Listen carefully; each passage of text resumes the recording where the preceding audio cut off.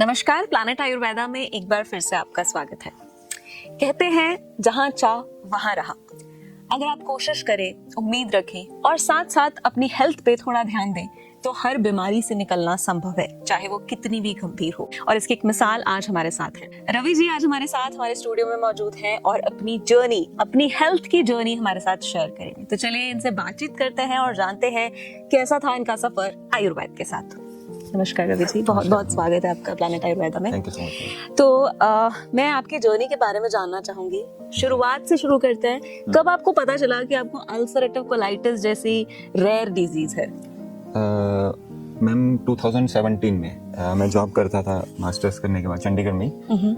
ऐसा नहीं था मैं गलत खा रहा था, कुछ भी घर का होम कुक फूड खा रहा था, लेकिन 2017 में ये सिम्टम्स थोड़े थोड़े आने स्टार्ट हुए। एक्चुअली इस बीमारी के बारे में पढ़ा था, लेकिन स्टार्टिंग जो सिम्टम थे वो बहुत इतने लाइट थे, तो साल 1.5 साल के लिए जस्ट एक इन्फेक्शन की दवाई या ये दवाइयाँ खाते खाते टाइम निकल गया।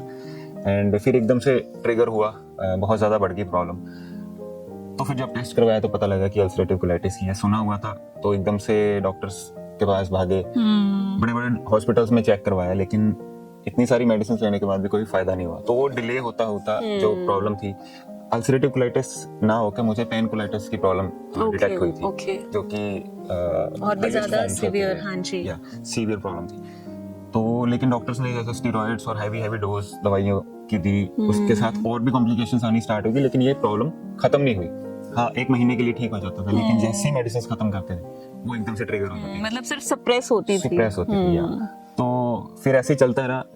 2018-19 में मेरे को पता लगा था सर के बारे में। मैंने यहाँ से मेडिसिन स्टार्ट की। विद इन 1 मंथ मेरे को बहुत अच्छा रिलीफ हुआ, और 6-7 महीने के बीच में मेरी वो जो प्रॉब्लम थी वो बिल्कुल मेरे को ठीक लगी। ठीक होने के बाद फिर मैंने मेडिसिन छोड़ दी।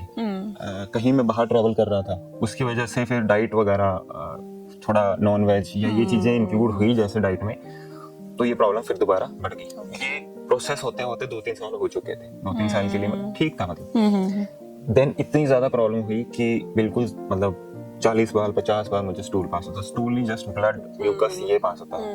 एंड कोई जॉब वगैरह सारा कुछ छोड़ चुका था, बिल्कुल घर पे एक बेड के ऊपर पड़ा रहता था कि कहीं ट्रैवल नहीं कर सकते। एंजाइटी इतनी ज्यादा होती थी, नींद पूरी ना होना, खा नहीं पाना, बहुत सारी प्रॉब्लम्स थी।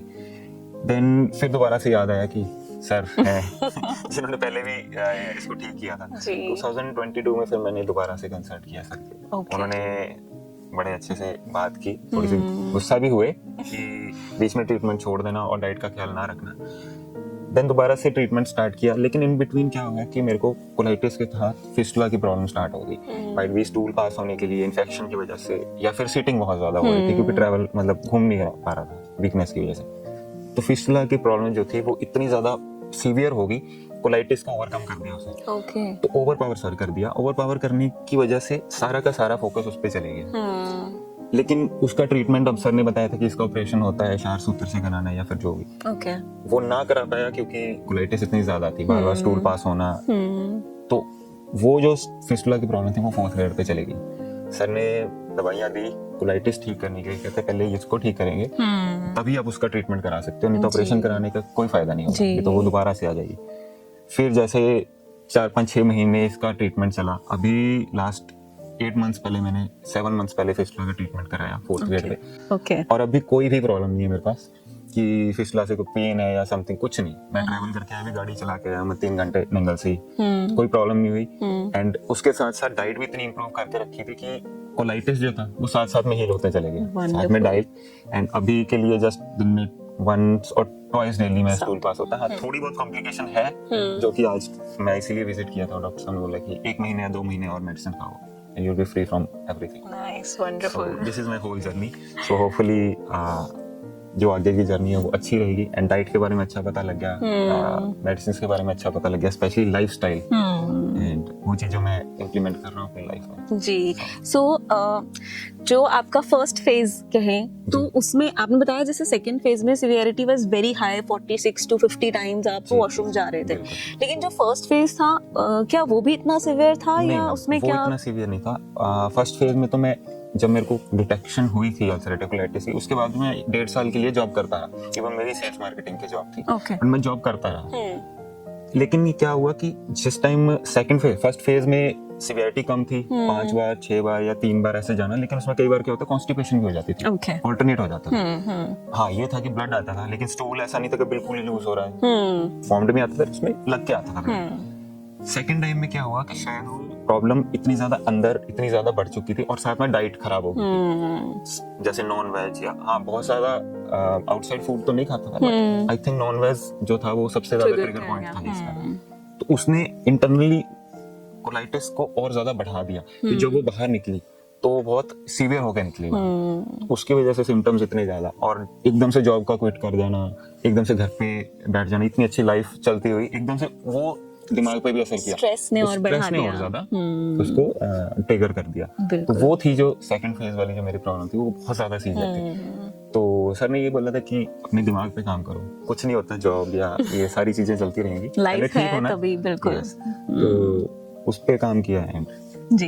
तो अपनी डिजीज को या अपनी हेल्थ को आपने मेडिसिन की हेल्प से और डाइट की हेल्प से इम्प्रूव किया, राइट? डाइट, लाइफस्टाइल कह सकते हैं, क्योंकि सर बोलते हैं कि सिर्फ डाइट ही काम नहीं करती, डाइट आप लेते रहो। क्योंकि मेरे को स्टार्टिंग में सर ने बोला था सेकंड फेज में कि मेरी मेडिसिन मत खाओ जब तक तू डाइट नहीं ठीक करेगा, so you should take care of your diet, उसके बाद मेडिसिन। क्योंकि मेडिसिन इटसेल्फ ये मेडिसिन नहीं है, ये न्यूट्रिशन कह लो या वो चीजें हैं, क्योंकि डाइट को मेडिसिन बना लो तो आपको किसी चीज की जरूरत नहीं पड़ेगी, कहते मेरी भी जरूरत नहीं पड़ेगी। तो वो चीजें इतना अच्छा लगा कि सर इस तरह से समझाते हैं कि हाँ मेडिसिन मत खा 1 महीने के लिए, अपने डाइट को कंट्रोल। तो वो मैंने किया, 50% तो डाइट से ही खत्म हो जाती है, देन उसके बाद मेडिसिन है, और उसके बाद लाइफस्टाइल, आपका कितने बजे उठना, खाना पीना या क्या खाना, किस तरह से आपने रहना, आहार विहार विचार, वो सब कुछ सर ने इतना कुछ समझाया। तो उन सारी चीजों को इम्प्लीमेंट किया एंड रिजल्ट्स बहुत अच्छे आए, बहुत अच्छे, और इंस्टेंटली आया। अभी जस्ट मैं बात कर रहा था कि 7 महीने पहले मेरा वेट वाज 47 kg, अभी मैंने चेक कराया क्योंकि इन बिटवीन मैंने चेक नहीं कराया, 60 kg हो गया, 13 to 14 kg बिना एफर्ट के, और बिना कोई डाइट को इंक्रीज किए हुए, बिना एफर्ट किए वो इंक्रीज हो गया। सो डाइजेशन इंप्रूव हुई तो माइट भी उसका हीलिंग बेटर हो गई है जी। सो आपने बताया कि एक फेज था जब स्ट्रेस बहुत ज्यादा हो गया था, तो उसको आपने कैसे मैनेज किया, उसको कॉप अप करने के लिए क्या क्या चीजें आपने की? स्ट्रेस मैनेज करने के लिए खुद से ही मैंने सोचा कि मतलब बाहर जाने की ऐसे हिम्मत नहीं थी कि मैं बाहर जाके कुछ गेम खेल लूं या फिर अपने फ्रेंड्स से मिल लूं, क्योंकि कभी भी बाहर जाते हैं तो दिमाग में वही रहता है कि स्टूल पास हो जाएगा या फिर वॉशरूम पास में। अब रहना घर पे ही था, लेकिन घर पे रहने के साथ साथ मैंने क्या किया, कुछ गाने सुनने का शौक था, गिटार का शौक था, या फिर मेडिटेशन, योगा, उसको इंक्लूड किया। बहुत ज्यादा क्वांटिटी में नहीं की, एक बार में बहुत ज्यादा कर लिया, उसके बाद किया ही नहीं। इन बिटवीन में कभी भी दिन में बैठता था, ऐसा नहीं कि मॉर्निंग में ही, कभी भी ऐसा कोई फिक्स टाइम नहीं था, कभी भी बैठता था। एंजाइटी बहुत ट्रिगर करती है इस पोजीशन में, दिमाग में स्ट्रेस होती है ये चीजें।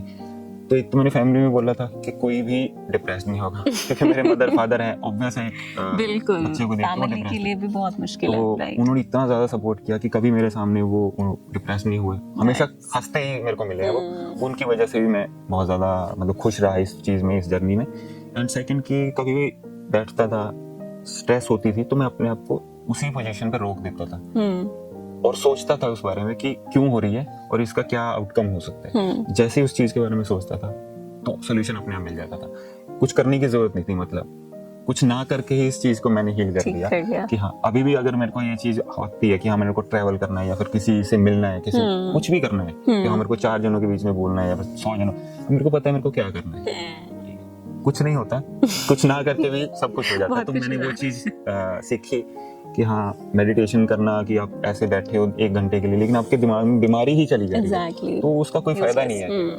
पहले 1 मिनट भी नहीं बैठता था, मेरे को लगा कि यार इससे बैठने की क्या जरूरत है, जब मैं कहीं भी बैठा हूँ तो मैं मेडिटेट करता हूँ। मेडिटेशन इज ध्यान करना नहीं, ध्यान देना। मैंने ये सीखा करने की कोई जरूरत नहीं, आप ध्यान दे दो, किसी भी चीज पे ध्यान दे लो, सुनने पे ध्यान दे लो। मैंने ब्रीदिंग पे ध्यान दिया था, सांस कैसे आ रही है जा रही है, अब मैं बहुत अच्छे से ध्यान दे रहा हूँ। अब मेरे को कुछ समथिंग बैक एंड पे कुछ सुनता है, मैं उस पर ध्यान देता हूँ। तो बस देता हूँ, करता कुछ नहीं हूँ, और जब देता हूँ तो मैं काफी देर तक मतलब मेडिटेशन पे चले जाता हूँ, उस फेज में चले जाता हूँ। तो मैं बैठा हूँ तो बैठा रहता हूँ जी। मतलब कंप्लीट ट्रांसफॉर्म अपने आप को कर लिया है। इतनी सीवियर कंडीशन के बावजूद आप उस जर्नी को ग्रेसफुली, मुझे लगता है आपने हैंडल किया और आज बिल्कुल ठीक हो गया। पॉजिटिविटी ऐसी है कि मैं ये सोचता हूँ कि शायद भगवान ने बीमार करके अच्छा किया, इस तरह से पॉजिटिव हो चुका हूँ कि शायद अच्छा किया कि मुझे बहुत कुछ सीखने का मिला। जी। जो मैं शेयर भी कर सकता हूँ दूसरों के साथ और खुद अपनी लाइफ में इम्प्लीमेंट कर सकता हूँ कि हाँ अगर मैं बीमार ना होता तो शायद लाइफ कुछ और होती, पार्टीज होती, ये होता वो होता, सब कुछ होता, लेकिन ये जो सीख लिया ये नहीं होता। ये नहीं होता। आज अगर मतलब कुछ नहीं है लेकिन मेरे पास फिर भी बहुत कुछ है, मेरे को पता है हाँ ये चीजें, पैसा या जॉब ये चीजें तो कर ही लूंगा, वो इतना पोटेंशियल है, बिल्कुल, स्टडी है, वो सारा कुछ है, लेकिन जो सीख लिया वो थ्रू आउट द लाइफ मेरे साथ, मेरी फैमिली के साथ हमेशा रहेगा। सो ये चीज थी। दैट्स ग्रेट, बहुत ही खूबसूरत जर्नी थी आपकी। इनफैक्ट आप बीमारी में थे, बहुत से लोग बहुत ज्यादा टेंशन में आ जाते हैं और चीजों को और खराब कर लेते हैं, but you handle it very gracefully और उससे निकल के आप बाहर आए। So many congratulations to you. एक चीज और मैं जानना चाहूंगी, जैसे हमारे डॉक्टर्स बहुत सारी होम रेमेडीज गाइड करते हैं, तो आपने कोई होम रेमेडीज यूज की, और अगर की तो which one was your favourite जिसने आपको सबसे ज्यादा बेनिफिट्स दिए? होम रेमेडीज में मैम सबसे अच्छा जो मेरे को लगा, जिस टाइम मैं सेकंड फेज में बीमार हुआ था तब विंटर्स चल रहे थे एंड नॉर्थ साइड में बोलो या फिर पूरा इंडिया में बोलो, चाय कंपलसरी होती है, कुछ भी मतलब गर्म ड्रिंक कंपलसरी होती है, उसमें चाय सबसे ज्यादा फेवरेट होती है।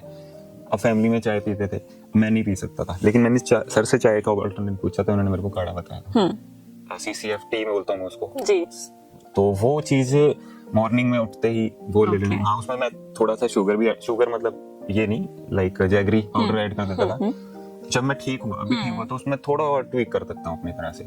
अभी सर से पूछा तो हनी डाल सकते हो उसमें, ये चीजें, पर पहले मैं सिर्फ प्लेन हो गई था। स्टार्टिंग में उसका फ्लेवर कुछ अच्छा नहीं लगा, बट उसके बाद इतना अच्छा लगा कि दिन में 2 बार तो कंपल्सरी वो चीज। और बेवरेजेस में लाइक अनार का जूस, वो भी जितना मेडिसिन की तरह बोलते हैं, वो खुद निकालता था, खुद पीता था, किसी को बॉदर नहीं करता था, ये चीज।